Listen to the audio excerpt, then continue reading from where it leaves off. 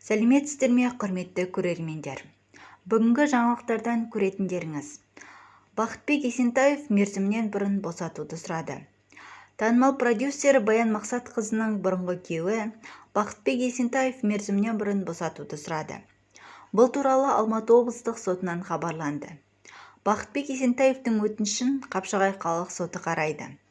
Тыңдау күні 11 шілдеге белгіленген. Еске сала кетсек, Бақытбек Есентаев 2016 жылы сотталып, 9 жылға бас бостандығынан айырылды.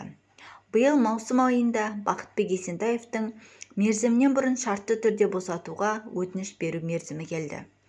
Ол жасаған қылмысы үшін жаза мерзімінің кемінде 3/2-сін өтегеннен кейін шартты түрде мерзімінен бұрын босатуға өтініш беруге мүмкіндігіне ие. Ал жазаның 3/2-сі іс жүзінде биыл 10 маусымда өтелді.